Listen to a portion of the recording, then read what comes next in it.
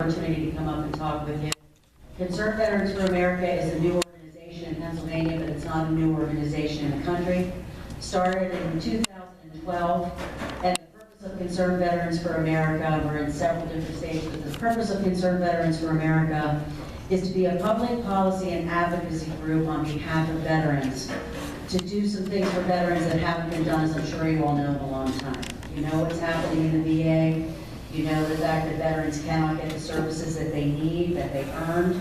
And the only way to get these guys in DC to get something done is if you hit them with policy, hit them with grassroots efforts, and let them know that we're out there. We know we're going to vote for veterans on veterans issues, and where our job is to inform veterans about what's going on with policy and how we can activate people at the grassroots level to get out and get something done. Concerned Veterans for America, if you want to go on our website, you'll be able to see all the policy that we've been working on. In fact, our folks are working with the Congress right now to get the VA Accountability Act passed, which would allow senior management in the VA to fire employees that are not getting the job done for the veterans. As you know, the big wait lists in Arizona, veterans have died because of those wait lists. So we have organized and fanned out across the country to activate veterans and patriots such as yourselves to get out and vote on these issues. So what's our job? Our job is to inform, and our job is to activate veterans and patriots to get out to vote on these issues. A lot of times they get pushed under the rug, or politicians don't pay a lot of attention to them, and we think that the veterans body of any body is probably, I would have to say, the most qualified to go out and vote, whether it's in a congressional election, a senatorial election, or a presidential election. You fought for your country, you put your lives on the line for your country, your families did the same. I myself, I have a little pin on here. I am the mother of a Special Operations U.S. Army Ranger who is currently on a mission, I do not know where. But I know that I am here working for Concerned Veterans for America to pay it forward on his behalf. I know Ray in the back. I worked a long time in Pennsylvania on behalf of a couple of candidates that you probably know and have served, because I believed in what they were doing for veterans and I believed in what they were doing for the country. So this is the way that I can pay it forward, is taking those skills, getting folks like yourselves out there to activate and vote on veterans issues. Right now, Pennsylvania is kind of ground zero. I was just talking to folks from Western Pennsylvania, and everybody's activated. Everybody's activated on the presidential level, the senatorial level, and they're looking to vote on veterans issues. So we would like you all to think about, if you want to get active on the ground, you want to use the latest technology, don't let it scare you, because I'm from the same generation you guys are, but if you want to use the latest technology to target, work with us and go out and target veterans so they know what the issues are, they know how these people are voting on the issues, and they're going to come out to vote. Our goal is to activate 300,000 veterans across the country, and we are well on track to do that. Pennsylvania is a Tier 1 state, which is why I'm here talking to you, and that means that our group and our network considers it as important as Ohio, as important as Florida, and as important as North Carolina. So every patriot and every veteran that we can get out to work for us, we need your help. Because by getting veterans out to vote on issues that are important like the VA is the way that we show that we're a powerful voting bloc and we're going to get something done. So I'm happy to answer questions. I'm happy to talk to you about our mission. I'm happy to talk to you as best I can about any issues that you might have that you have encountered with the VA. I like to hear about them because I like to be able to push them up to the top where this policy is being made and where we're leveraging this group in Congress, which we are heavily leveraging this group in Congress. But what I'd like to do is I'd like to pass it over to Bennett, because this very tall guy who met the height requirement for Concerned Veterans for America is who you would be talking to, who would be working with you, who would be coming up to Berks County if you were interested in volunteering and working with us. So again, be in the back.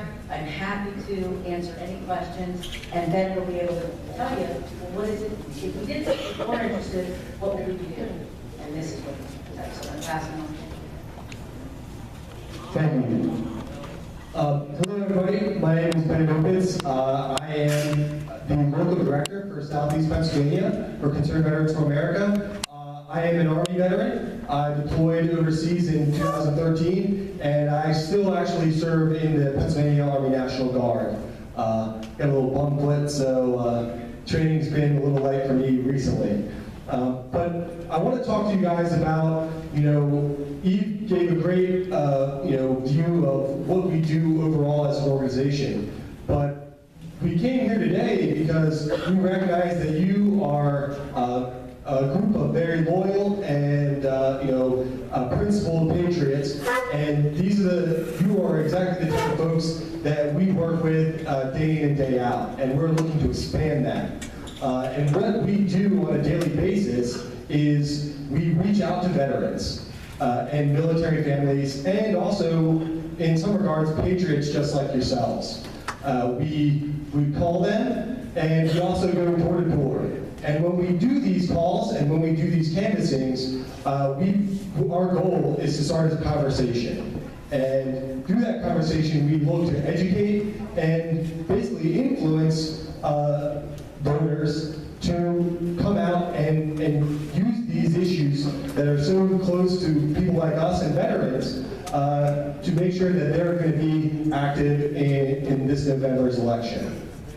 So the type of stuff that we ask you to do is, simply talk to veterans. What do you think about the VA? What is going on? Do you think that things are getting better, or do you think that they're getting worse? And we found that through these conversations, we are able to basically educate people that without people going out and becoming active in the community and basically convincing themselves that, getting them to think about it, oh, well, I guess the VA really isn't getting better. It's actually getting worse. And that, the same politicians in DC right now only continue the status quo that is the VA's hospital system. So the type of stuff that we do, like I said, is simple calls, and these are reaching out to folks just like me and you, and really just and having a conversation with them. And I want to say that something that we take very good pride on, a lot of pride on, is that when we have volunteers come in, we don't try and waste their time. We want to make sure that they're as effective as possible, and that the people that do great work and support these issues, that they are coming in front of and speaking to voters that are going to make a difference in November. What we found recently is that and what we understand to be is that any veteran that we can target specifically, we want to be able to get in front of them and get in front of them. So as we come on, where we at? As you guys want to take part in some of the activities that we'll be doing, we use a lot of technology, and it may seem scary in many aspects, but what that we're able to use is that technology to leverage you folks like yourselves and our other volunteers, is to get them in front of the people that they really need to talk to that are actually going to make a difference. So kind of myself right here to you guys is that working with us and alongside of us, we're going to make sure that we hit the right people that we want to get out to make a difference in the election. And this is the same type of technology that the progressives and those on the left used to achieve success in 2012. And we're basically trying to take that same technology and prevent them from using it against us. So that's kind of my pitch to you guys, is that we're gonna use the best systems available to make sure that we're competing and not becoming irrelevant through some of the canvassing and the types of core activities we'll be doing. So. I just want to add to that, to give you a sense of it. I know you guys have all worked with different parties, political organizations, where years ago you took a clipboard and you took sheets of paper and they threw you out in a neighborhood and they said, we'll go and canvass and try to get these people on the vote. This is much more targeted, it's much more micro-targeting. In fact, the information that we use, the database we use, is the largest, the strongest, and the most comprehensive database in the United States. In fact, this is the go-to database for all conservatives that are out in the field right now, trying to get people out to vote on a conservative message, particularly a message of fiscal responsibility and, in our case, benefits for our veterans. So what you would be using is you would be using iPad technology, you'd be going up to the door, you'd be talking to people and asking them questions, plugging that information in. It all goes into a giant database, and so it just doesn't go to some young person in a campaign office. It goes all the way up, and now we know there's a veteran in that household. He believes that we need to fix the VA. He believes that we should lower the debt. He or she believes these different things. Now we understand him as a voter, and when we come closer to the election, we can get him out to vote. And we can get him out to vote for candidates that also believe similar things. So it's a fun thing to do. It's an interesting thing to do. If I can learn it, anybody can learn it. But why we're kind of also want to talk to you about it is because that's what we're coming up on. Right now, we're in the final days before the election that we have. We have some major races going on across the country. But one of the things I want to tell you is, in Philadelphia, on August 19th, we have what's called the Defend Freedom Tour. The Defend Freedom Tour brings in some of the most committed people, I would say, in the country. A couple of them actually spoke, I believe, at the convention recently. Karen Vaughn, our own Karen Vaughn, who is the mother of a Navy SEAL, whose plane, or I guess helicopter, was shot down when all the Navy SEALs went down. So Karen is one of our speakers there. Jason Beardsley, former Special Operations Special Forces. And they come in, if you come to that thing, it's in Philadelphia, it's actually in Bennett's National Guard, and some free food, music, Madison Rising, Ayla Brown, a wonderful country star. You come in, you hear a lot more about CBA, you hear a lot more about the mission, and folks that are much more erudite and articulate than myself can let you know how we do things and why we're doing what we're doing. So if you do anything, if you don't ever talk to Eldon again or you don't talk to Bennett again, if you can find the time, and we'll get the information to the group, to come to the Defend Freedom Tour, enjoy the evening. It's at the cool old armory down in Philly. It's music, it's food, it's fun, and it explains and gives you the visual of exactly who CBA is and what we're trying to achieve. So if anybody has any questions, we'll be happy to answer them. I don't know how much more time we have, but please come up and talk to us, and we'll be happy to let you know a little bit more about what we do. We're giving you a little bit of a hard driver here because we're getting so close, and we want as many people as we can to be involved. So thank you all very much. Just a second. Does anybody have any questions? Do you have any questions? Any questions? You can also speak with them in the back. Okay? But thank you all very much for letting us come up and talk.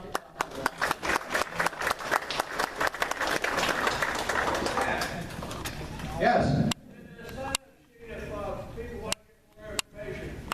Okay, Alvin just pointed out there's a sign-up sheet in the back if you'd like to have more information. You okay?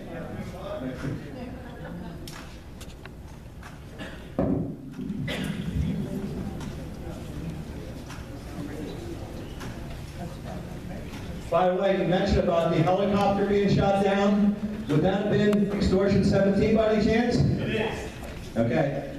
We had Michael Strange and his wife here about a year ago or so, I guess it was. Andy was involved with that as well, so we're very, very familiar with that. Yeah. Great. I mean, Karen Vaughn, her son was killed in that crash, and she and her husband, Billy Vaughn, they do a lot. He authored a book talking about extortion 17 and the whole cover-up behind that. So if you guys are very interested on that subject, that reason alone is just enough reason to come down, because Karen will have you in tears. She's had me in tears, talking about the tragedy and then the mission that her son has provided her following his death. So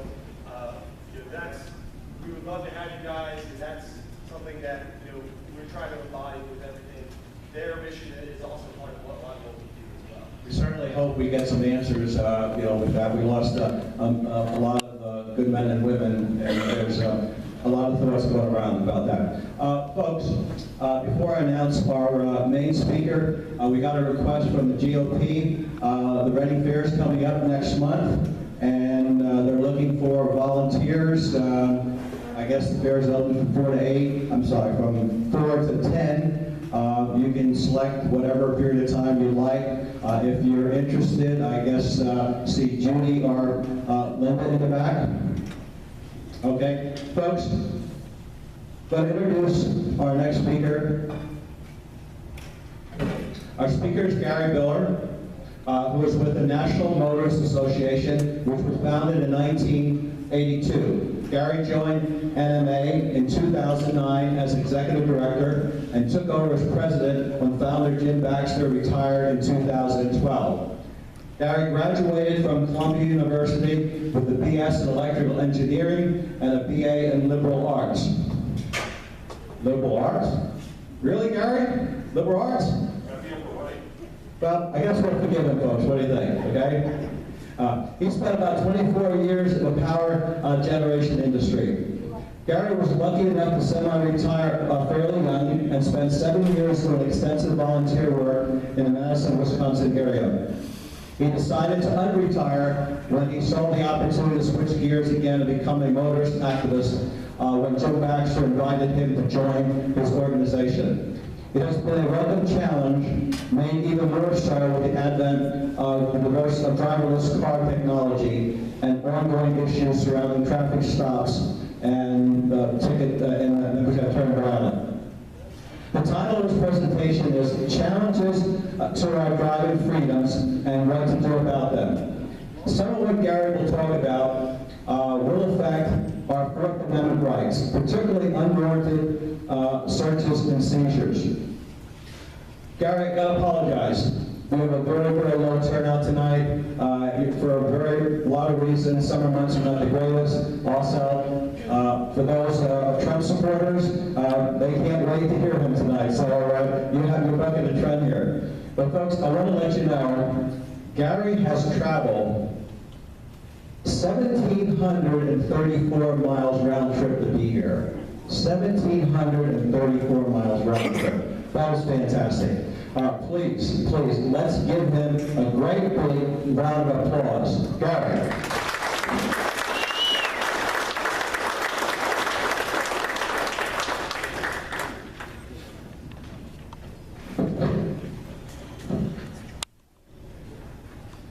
Thank you, Sam.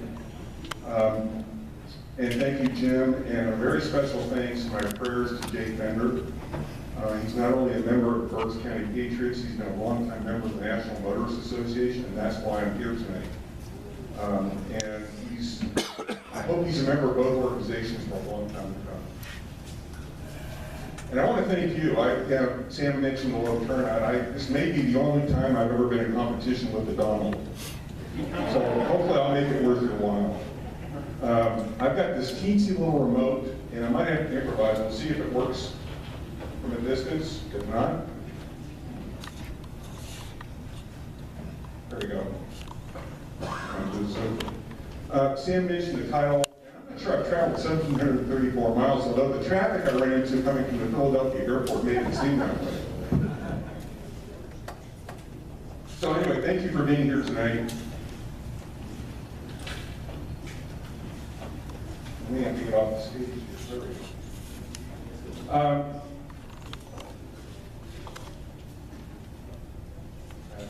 go. Motorist rights. That's a little hard to read. Is there any way to refocus that? There is. I don't want to have to be on crutches one time here too.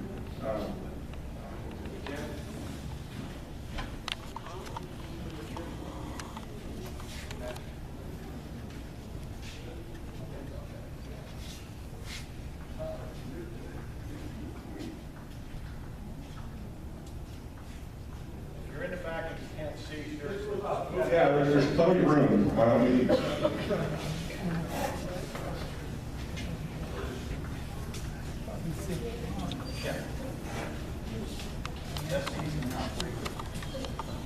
Sam gave me a long introduction, and I moved from being an engineer to the world of advocacy and activism.